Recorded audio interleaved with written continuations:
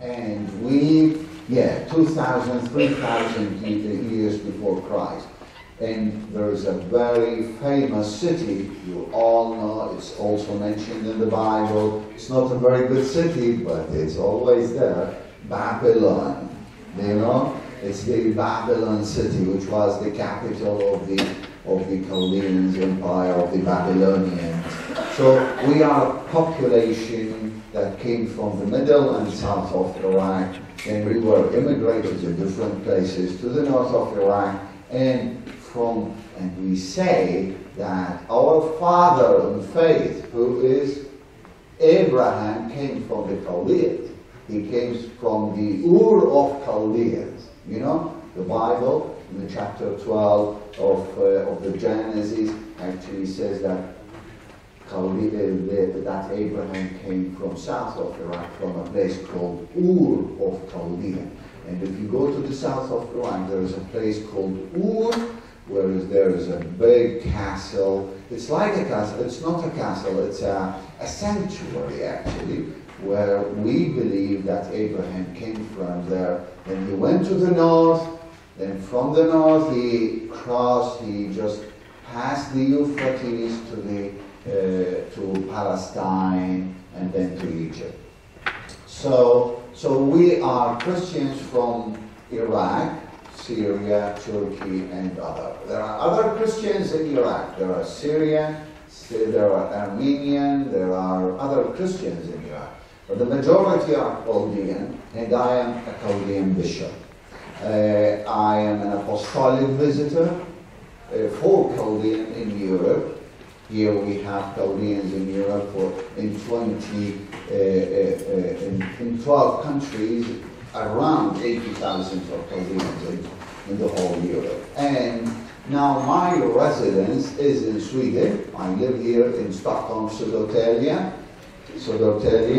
So, and there is a new church called the Jungfru Maria Kyrkan. So this is the church where you can visit also and get to know Chaldeans, because there are a lot of Chaldeans in that area. Okay, so, and we are Christians also. We were not Christians.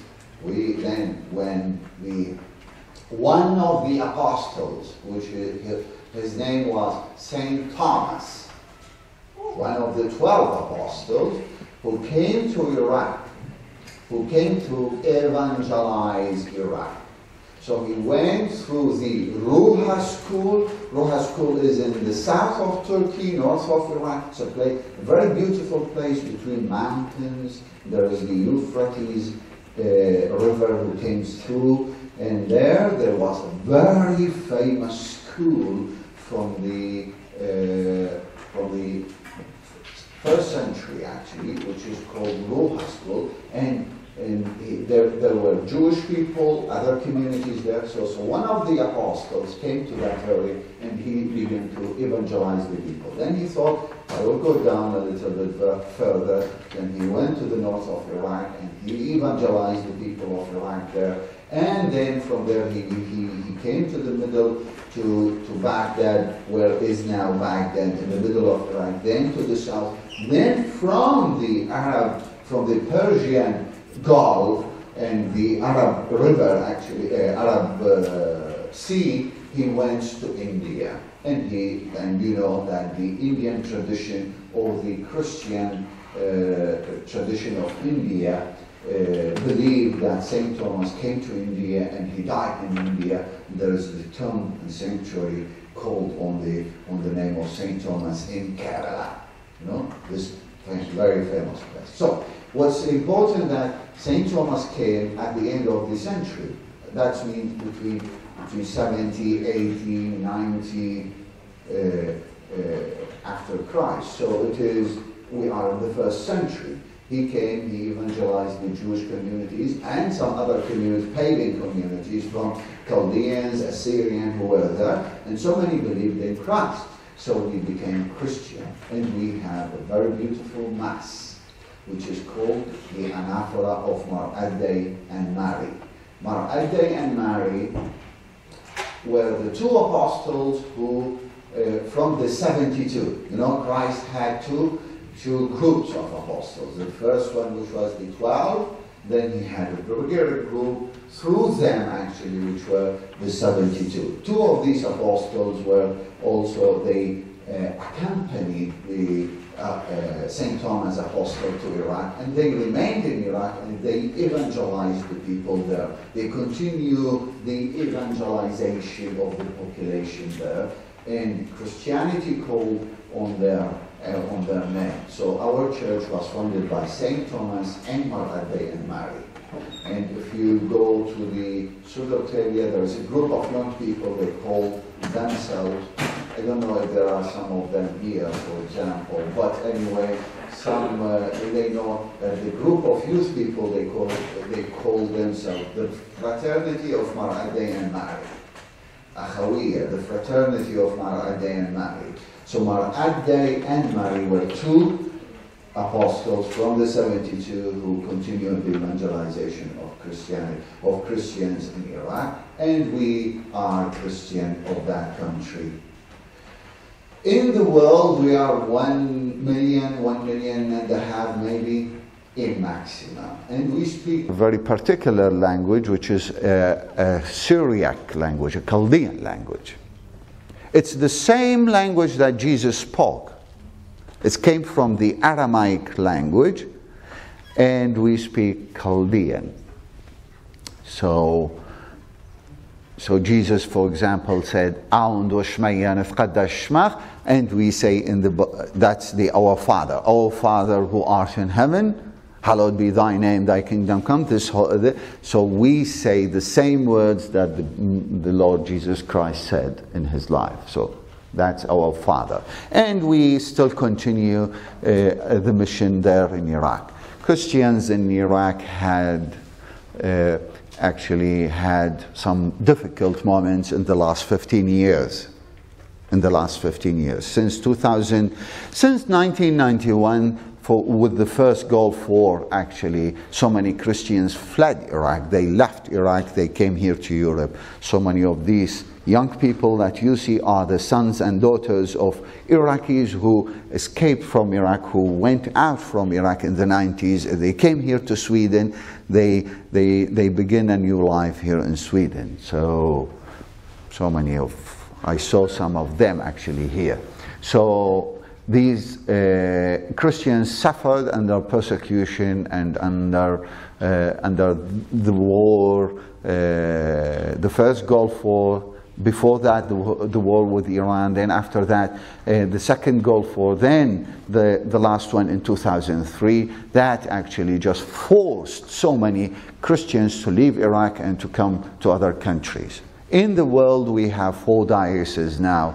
We have 2 in the United States, we have 1 in Canada and 1 in Australia. Here in Europe, we have just an apostolic visitor now. And in Sweden, the major community of Chaldeans is in Sweden. Yes, we are more than 25,000 here in Sweden. We have 12 pastoral centers. And we have 6 priests here in Sweden. Do you know that? No, you don't know that. It's okay. Yes, that's who we are now here. And the majority are in Stockholm, in the capital. But the biggest community is in Södertälje, then in Stockholm, north of Stockholm.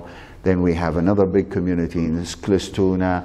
And then we have 2 other communities in Linköping, Norrköping, Jönköping, Göteborg, all these cities. We have priests who are serving people. And I am one of this community.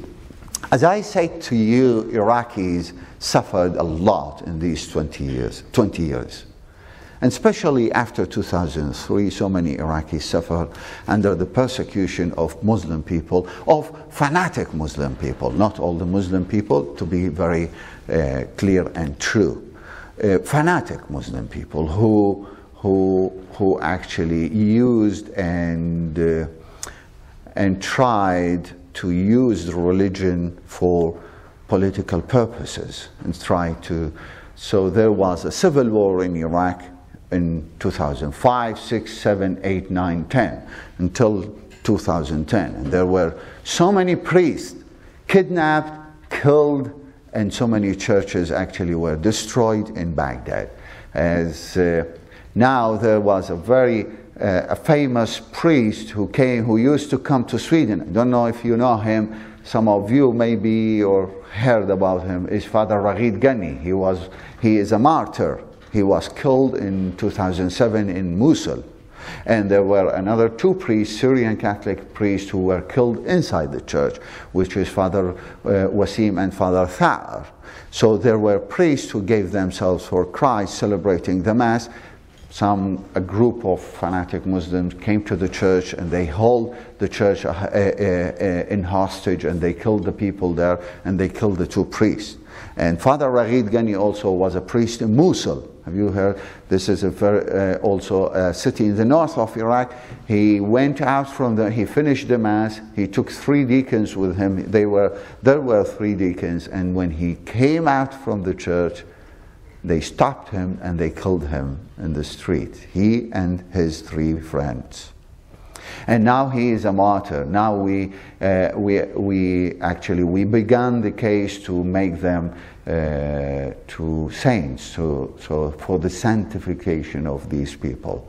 And now they are declared as servants of God officially, and we will celebrate their Mass, this event in the 4th of November in Södertälje in Jungfru Maria Kyrkan. You are all invited to come. In the evening, we will do a Mass, and we will announce that that Father Ragid and his friends are now servants of God. We can pray to them, and also this is a first step for the sanctification of their life. So as I said, there were so many priests who were kidnapped in that area. And I was a parish priest in Iraq, and I was a parish priest of a small parish called St. Jacob of Nisibin. I had 450 families in my area, and in the 15th of August 2006, I finished the Mass, and there were so many people in that Mass. Then after the Mass, I went to my residence in the seminary, going back 100 meters from the church, and 3 cars stopped me, and I was kidnapped for 28 days. So for 28 days by a Muslim group, I was kidnapped, and this book is the fruit of that experience.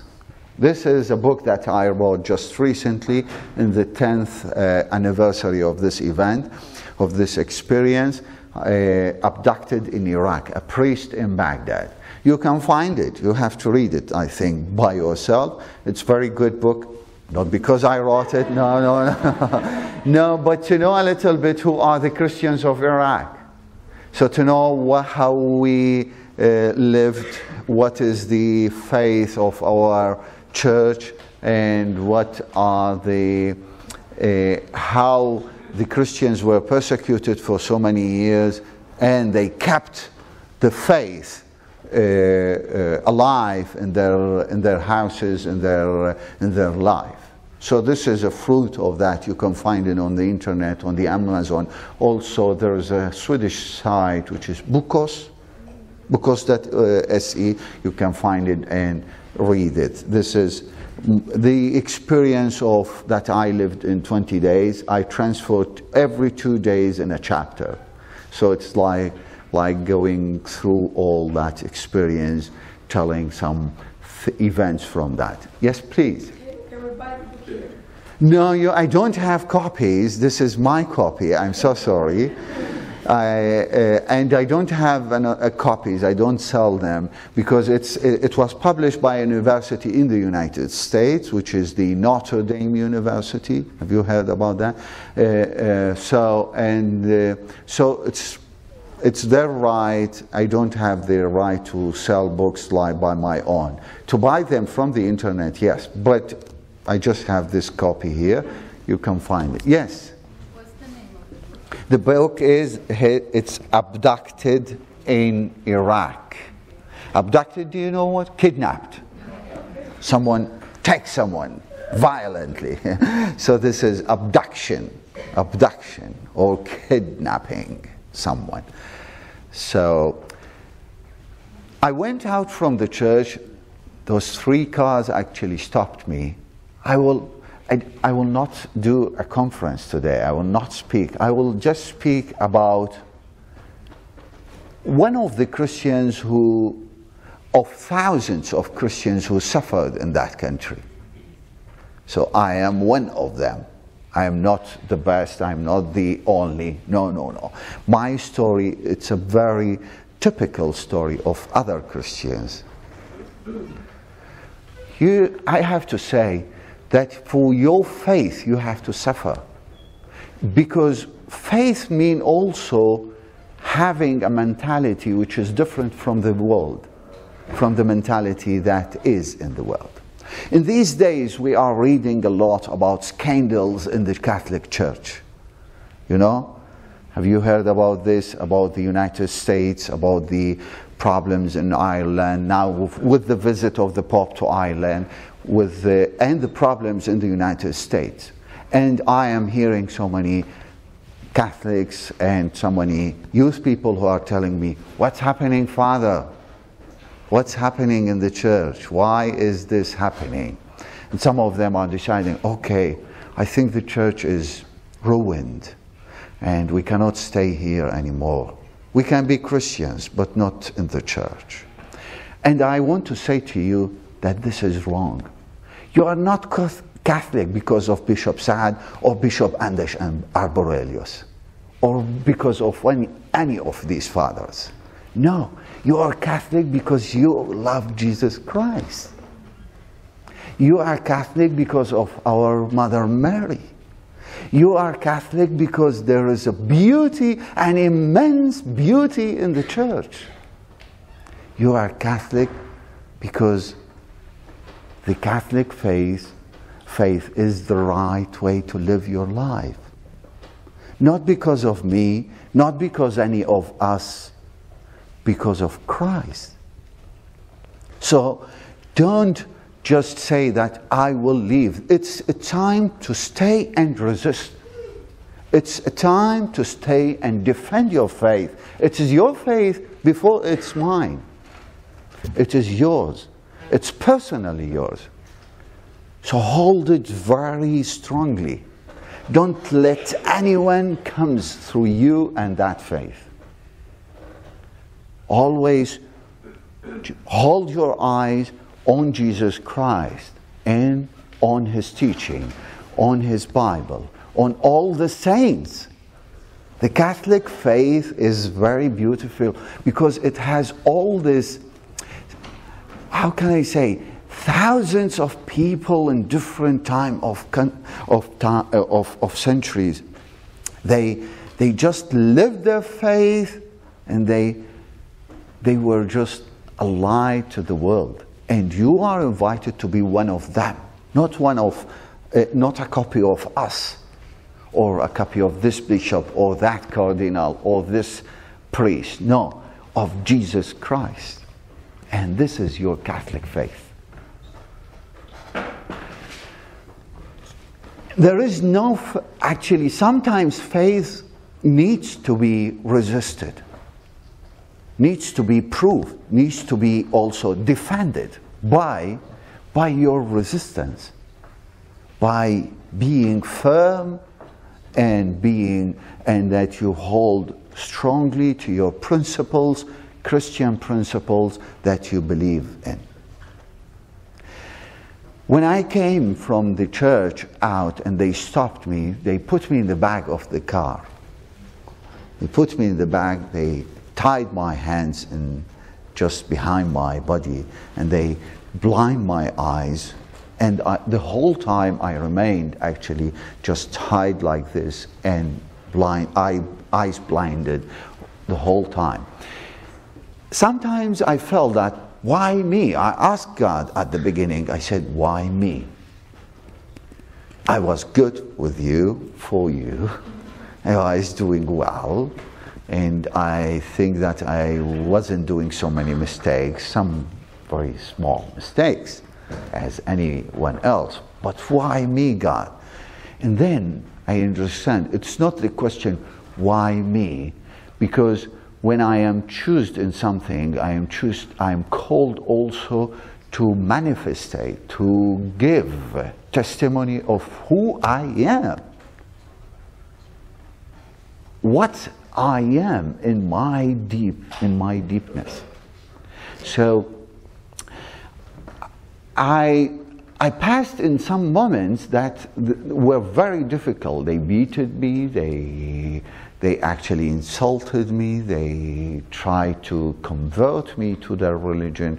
But I always thought that if I leave that thing, if I leave that faith, then I will lose Saad, which is me. I will lose myself, I will lose my faith, I will lose all my history.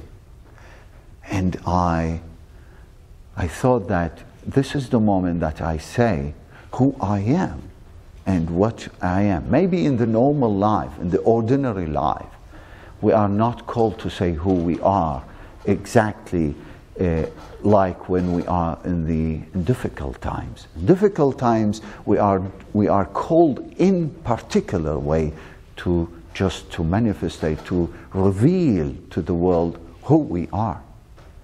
And you, my dear youth people, you are called in these difficult moments also, because there is a lot of resistance in your life. Ideas from different parts, ideas even strange to the Bible, to Christ, to humanity, are coming just to you. So you have, I think you are called also to say who you are. Not what the world say, not what the others say. No, what you actually believe and have faith in yourself and in Christ. That's what you are called to testimony. And that's what I felt in those moments actually. I felt that I have to say, I have to resist, I have to stay firm in my faith, because it is a time to say, who am I? So faith comes very strong through difficult moments. See, our example in this is Jesus Christ, who came through all this misunderstanding from different people. Some of the people, they said that he is the head of Satan. And in the name of Satan, he's doing these miracles. And he resisted to what the others are saying, and he proved what he is. So it's a moment of also to say, for Jesus was also to say who he is actually, who he is willing to be. He is the Son of God. He is the Son of the Heavenly Father. So he always actually clinged to that idea, to that truth, that my Father, I have to do what is to my Father, what belongs to my Father. And we are called to do that.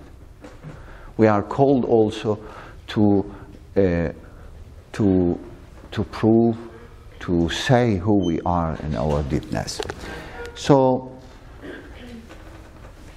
maybe in my experience, there were moments actually in which I prayed, I also talked about Jesus, but these were very small moments in it. The whole time, the way that I was resisting to others, to what they want to do with me, that was also the big testimony that I gave. So, and that these difficult moments didn't change me in better, change me just to say that there is something bigger than us, It's not just this life or this event or this person who defines us. No, it is there is something bigger than us, and we have to look at it. So all this book, actually, it's about my experience. It's about this experience, about the experience of the church who lived difficult moment and who remained faithful to Christ. So, I actually talked about it just to let other people know that Christianity has martyrs even in this century.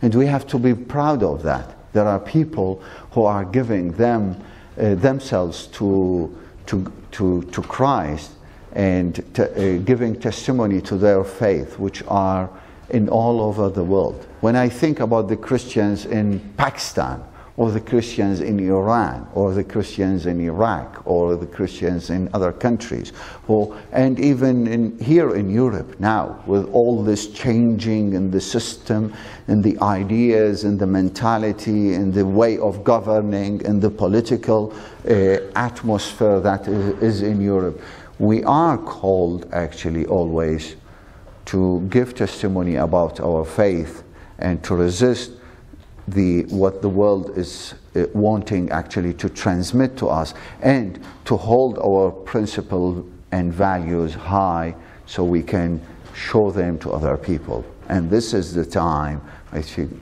to do that. There are 15 chapters here. Maybe in every chapters there are different experience of friends, of good people, and who helped me to be like this. So also this is not just my experience or not my goodness, but it's the goodness in other people who helps you to be what you are. So you have to be thankful also for all the good people, for all the good priests, the church, and who is around you, that gives you strength and gives you also the possibility to be who you are. So even in this book I talk about people, experiences that I had in my parish, and giving also showing how their goodness, their faith actually supported mine.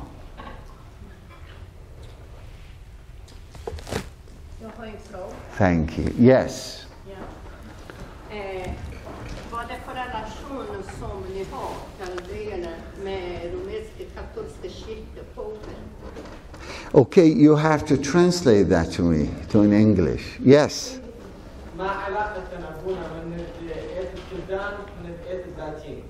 Okay, we have the same faith. We have the same Catholic faith. Well, there is a misunderstanding of who are Catholics. Because sometimes we think Catholic are one, which are not very, very precise. We are not one in everything. We are different from each other. But we have the same faith. That's what we have. We are different. I come from Iraq, I come from the Chaldean church, from another tradition. We have our mass, we have our own prayer, we have our own way doing things, pastorally, ecclesiastically, but we have the same faith. We are Catholic. So what accompanies us actually in all this is the faith. We are Catholic because we have the same faith. We believe in the Catholic Church. We have the same belief in saints, in Jesus Christ, in God, the Holy Trinity, in all. So we have the same faith. But we are different because as Chaldeans, we have our own right. If you come to a Chaldean mass, you will notice that it's completely, or it's quite different from the Latin, from the Roman Catholic rite. We have also our prayer, our morning, evening prayers, and which is different from the Latin Church. But we have the same. We have so many Chaldeans in Latin congregations, like Franciscans, like the fathers who are here, like also Dominicans, Salesian, different congregations. We have Chaldeans who join these congregations, and they adapt their life, their mission for themselves. But at the end of the day, we are different as a church from the Latin, right? Yeah. Okay. Yes. I have a question. Yes. It has been two famous wars for the Chaldeans. Okay. One 1915, Seifu, and the other one is in Mosul at the end. Yes. Where the Muslims write an N, like they did of the Jews with the star. Yes. How these two wars affect the Chaldeans today? Well, I think, look, in 100 years, Chaldeans have suffered of two big persecution. The one that you mentioned, which is after 1914, which is the First World War, and with the Seifu, all the massacres that they suffered in the south of Turkey. And the last one was Daesh, which is when Daesh actually put the letter Nun on the Christian houses. They came to the city of Mosul. They looked for Christians. For example, if this is the house of Christians, they came. They just put a Nun on it, and Nazarenos. So it is the N. They put the letter N on it to see that these are Christians, and they signed all these houses, and they displaced all the Christians from the city, and the Christians went out of the city with nothing. Do you know? They left everything. They left their houses, their cars. They just went out walking to other cities in the north of Iraq. And they refused. They refused actually to give up their faith. They resisted. And because of that, they are Christians, proud to be Christians, proud to be actually on this faith. So this contrasigned their life. We are not a well-known church in the world, but with these events, we revealed a deep faith rooted in our fathers and the teaching of our fathers and our church and in Christ. We are proud to be Chaldeans. We are proud to be from that area. We are proud that we influenced the world with our, even in this hard time, we were just a sign or a light in the darkness that there is around us. We resisted our faith. We refused actually to give up our values and principles just to keep that faith. I think most of the youth people that you see here, they suffered a lot until they arrived to these countries. They escaped that dangers because they wanted actually a new life, of course, and they saw that there is, they were actually, they were surrounded by all this hatred, all this will to convert them to other religions, so they escaped, they went out. But and this noon, it's still there in our life. It's still in our mind, in our hearts. And we feel that, I think it made us more supportive, more open to other people. And we saw how many people in the world actually, they sympathized with us and they prayed for us, for the church. And that's also give us a great strength in our faith. Continue question.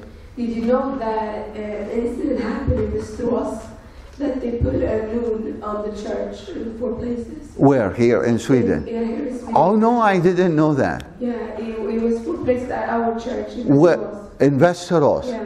Okay. It was an incident that they put the news, and we contacted the police, but they didn't do anything. All right. I didn't know that. But good to tell me. And they put a cross. Okay, you did well to tell me that. I will look for it. I will try to search it. Yes. Yeah, as I said, even here, there are also there are different people who don't understand Christians. But this doesn't give us the right or even the way to be hatred or to have or to be violent against the people. Absolutely, this is not right. Chaldeans are known because they refuse to hold weapons and arms in the world after 2003. They were killed, kidnapped, and they didn't actually respond in the same. What they did actually, they escaped, but they didn't resist in the way that they thought that they are going to do, to hold, for example, weapons and defend. We defended our churches. We defended our churches, some of our schools, but it wasn't that for being violent against others. So I think this is also this living our Christian faith in this way. It's a great testimony to the world. Yeah. Yes. Yeah. First, I want to say that this is actually the 1 year anniversary for me asking you a question. Okay. Yeah, I'm just curious, what is your relation to the Pope? Do you have canons and such? Where to?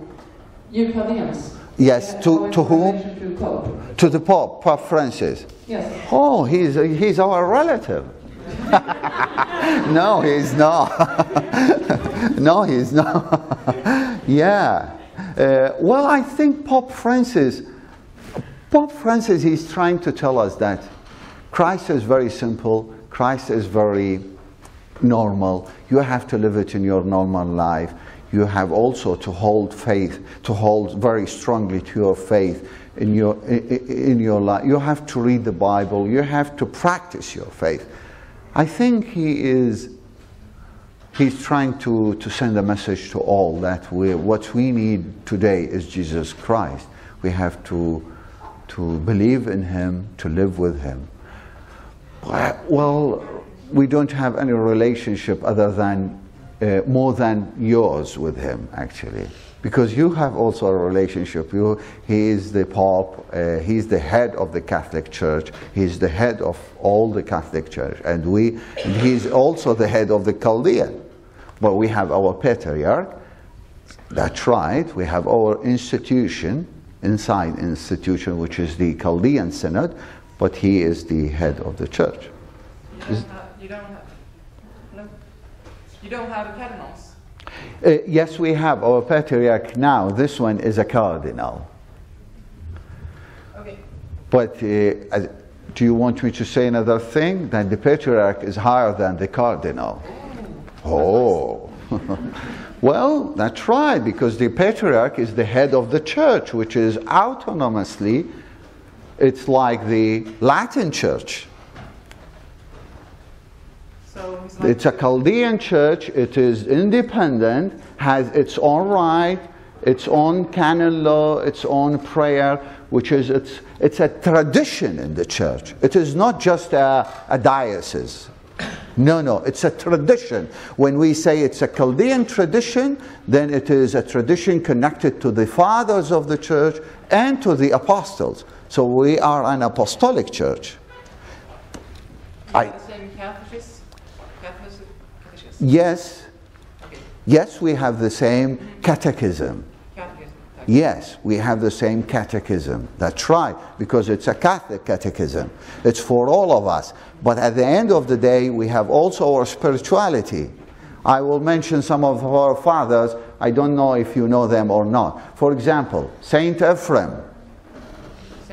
Ephraim.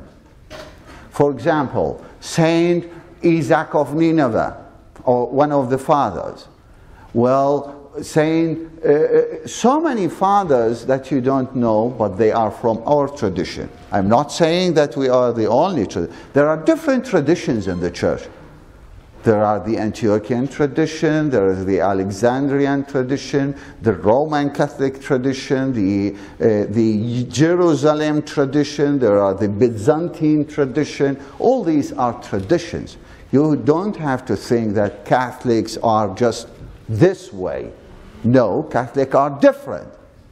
But we have one faith. There are Catholics in Africa, there are Catholics in Europe, there are Catholics in Asia, there are Catholics in America, there are Catholics in China, there are Catholics in Spain, Latin America, and everywhere. Catholic, we have the same faith, but we are different in traditions. The Roman Catholic tradition is a great tradition. That's completely true. It's a great tradition. It's very ancient. It has so many actually beautiful things. But there are also other beautiful traditions in the church which are there. And you have to know about them, I think. No? Yes? Hello? Yes? Bishop Saad, there's different churches in Iraq. Yes. There's Kildare, and there's other Catholic churches, and there's also un-Catholic churches. And my question is, how this war against Christians in Iraq affected the Christians? How was the relationship between them, different Christians, after this war, after noon war? Yeah, thank you so much. This is a very also good question. I will answer it. Well, the moment of difficulty makes us close to each other and make us also to work with each other. And actually more closely than the normal times, because at that time we forget about differences and we just concentrate on our unity, our common things, our common value, principles. I think the experience of noon, of the noon, letter noon, and Daesh makes Christians to realize there were actually divisions, but also makes us also realize that at the end of the day we have the same faith, even we are different in traditions and different in beliefs. For example, Orthodox or evangelical or Catholic, but we have common things between each other, and these we have to hold on them. And I think if we know how to hold on these things, common values, common principles, Christianity will also will see, I think, good moments, will be better in the world. So, well, the Christians of Iraq lived these also in these years. There were difficult moments, to tell you the truth, in which actually churches just went a little bit far from each other, but they came together, they spoke together, and they were able to just to pass all these differences between them. Yeah. Well, the human nature is always there. Sorry, they're always there, and always just we try to prevail. We try to prove that we are here and we are the best and we are the right one. I think this tendency, it's not very good inside the church. We have to work with each other. We have to support each other so we can all actually come close to Christ. Yes, please.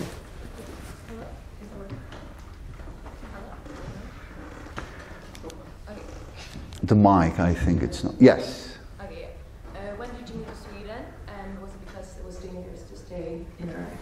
Well, I came to Europe in 19th of November 2016. I was nominated as an apostolic visitor. then I chose that to reside in the country where the major or where the biggest community is, and that was Sweden. So I came to Sweden since 1.5 years in the main. Well, unfortunately, I have to study Swedish. Until now, I haven't started that. Yes.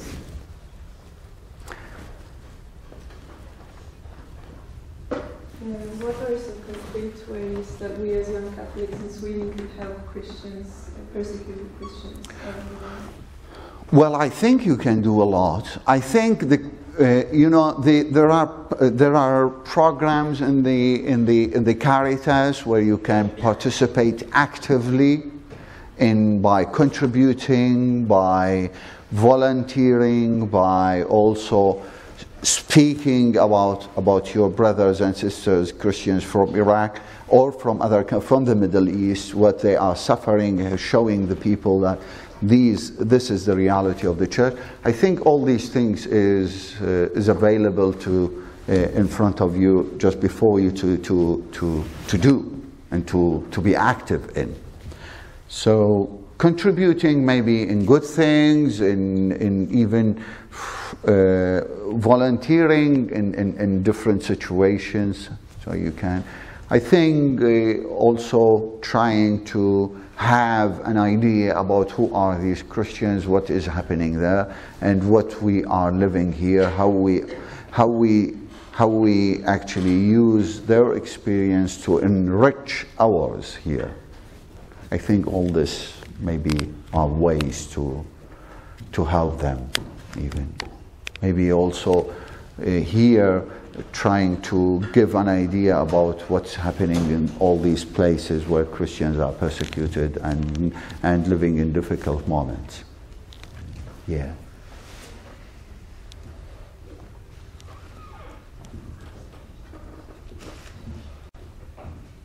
Okay. Well, you are still a youth. You have in front of you all these years, actually. Here in Sweden, you have a lot to evangelize. This is, a lot to do here in this country, even. A lot of people are very far from God, from His will, from Christ, even because they don't know Him, because they reacted negatively, and went away from Him. But we have a mission here. We have a mission to resist. We have a mission to say who we are and what we believe in. I think all this is your mission also here. Don't think that the youth meetings is just to socialize with others, which is good. But even also to learn your faith, to learn what the Bible is saying, and to study the Catholic faith, and what is the particularity and the differences that we have from other ideas that are around us. So we have this mission also to do. Yes, Father. I think when you were in that situation, well, it's very difficult to me to understand this situation. Yes. But how are the feelings of a person who is and also if you thought in some moment that you could die, or yes, mixed feelings. And a normal person in this situation, how they feel? Well, I can't exactly tell you how I felt in that moment, but I had mixed feelings. Mixed feelings between fear and trust, between fear and called to be trustful. What is happening to me, and what's happening to others who knows me in this situation. Sometimes they put a gun on my head just telling me, are you going to convert to Islam? And I said no, and it was in that moment I felt that I am finished. It is my last moment. Yeah. But I thought that it is a time also to stay, as I said, to stay on my values and principles and on Christ. So I have my fears inside me, but also there was a peace actually just invading myself every time that I spoke or pray or talk about Christ. And I talked about Christ with them. Do you know? That's also very beautiful, because they are Muslims, they know Christ. They know, but not as we know them, but know him. They know him as a prophet, but not as a son of God. So I talked about Christ.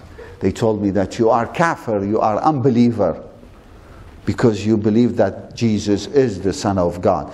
Well, I explained what does Son mean. And I explained how we believe in Christ. And I explained that also using sometimes verses from the Quran itself. Because I know the Quran, I studied in the school, I know what are the verses that talk about Christ. So I use the verses to say, okay, look, that he's saying now he is the Spirit of God. What does Spirit of God mean? He is the Spirit of God. He's the Word of God that's in the Quran. So I used all this actually to speak to them and to say that Christ is the only truth that I believe in, and he is the only truth that I know that it leads me to salvation. I was, that was 12 years ago, so I was 34.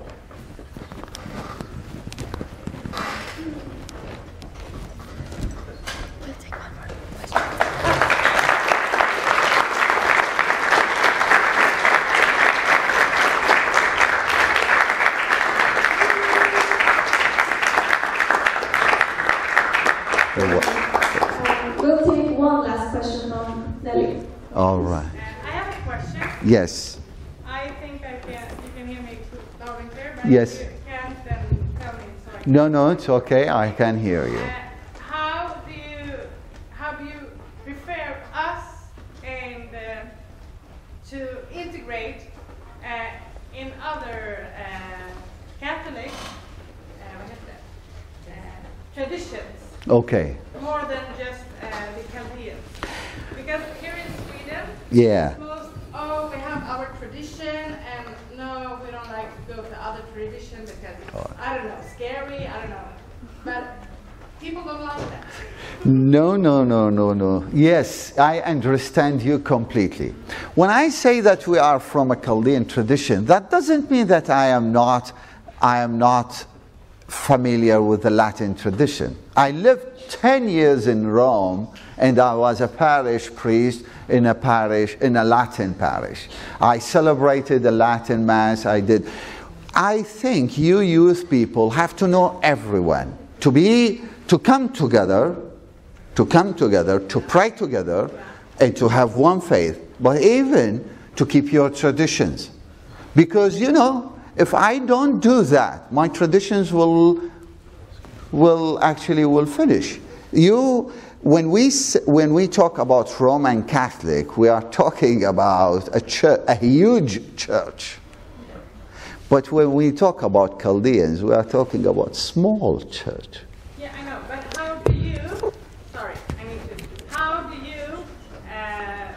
what tip do you have to the young people here about going, because some of the Chaldeans who's sitting here, we only go to our Chaldean church because we know it's best. Yeah, but when we're here, we're not having the tradition of the Chaldeans. We're having the Rome tradition.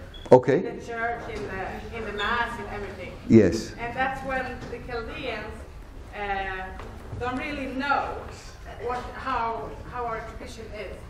Well, I don't think so that, as I said, there are Chaldeans here, or there are Syrian Catholic here, there are This is, for example, he's from the Syrian Catholic and Chaldeans. There are Chaldeans among you, and we pray together. The order of prayer, it's the same. I think my tips to you is to be open, to be courageous, and to be open to understand other traditions, other different ways of expression, of expressing the faith, and to accept the diversity in the church. The diversity is very important, because if we want to be one, then we have to understand that we are different. And if unity means that we are the same and we are the same thing, then this is not a very truthful unity. A truthful unity means that we are different, but we have one faith. Thank you.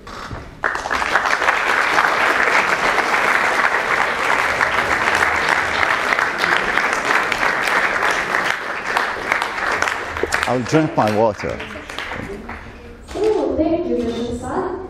As a gift to you, we would like to give you a bell made by the Virgin Sisters. All right.